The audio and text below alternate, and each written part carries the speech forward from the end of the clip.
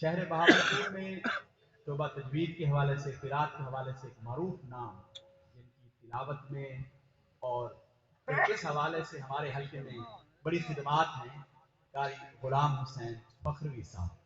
میں انہیں دعوت دوں گا کہ آپ بھی اسٹیج پر تشریف لائیں اور ان کی خدمات کو خراج تحسین پیش کرتے ہوئے قاری محمد سلام علی کے ہاتھوں آپ اپنی شعر وصول فرمائیں گے.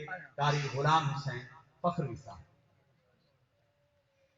اسی طرح شعبہ حفظ میں بہت سارے افراد کی خدمات ہیں آج جن کا ہم نے اہتمام کیا ہے.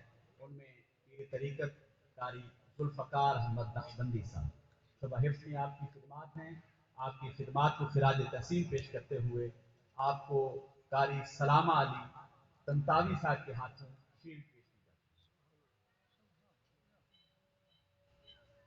ہے. اسی طرح شعبہ تجوید و قرات میں طویل عرصے سے خدمات سر انجام دے رہے ہیں اور پھر تلاوت کے حوالے سے ہمارے حلقوں میں معروف نام زینت القراء، فخر القراء، خوبصورت آواز کے مالک قاری نذیر احمد مہروی صاحب. آپ کی بھی ان خدمات کو خراج تحسین پیش کرتے ہوئے ہم آپ کو بھی شعر پیش کرتے ہیں. آپ اپنی شعر قاری سلامہ علی طنطاوی صاحب کے ہاتھوں وصول فرمائیں گے. محترم قاری نذیر احمد مہروی صاحب.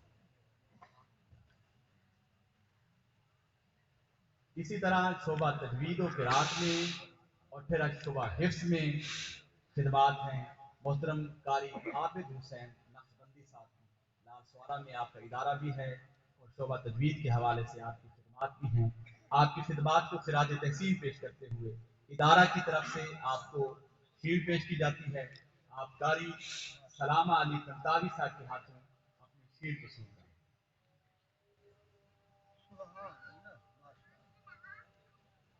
اسی طرح ہمارے شہر میں قاری غلام عباس قمر صاحب شعبہ حفظ میں آپ کی خدمات ہیں. بنات میں بھی بنین میں بھی تو ان کی خدمات کو خراج تحسین پیش کرتے ہوئے ادارہ انہیں شعر پیش کرتا ہے. وہ خود باوجود تشریف نہیں لا پائے تو ان کی نمائندگی کرتے ہوئے قاری زبیر صاحب ان کی شعر وصول فرما رہے ہیں. قاری غلام عباس قمر صاحب. اب اس سلسلے کا اختتام ہوا چاہتا ہے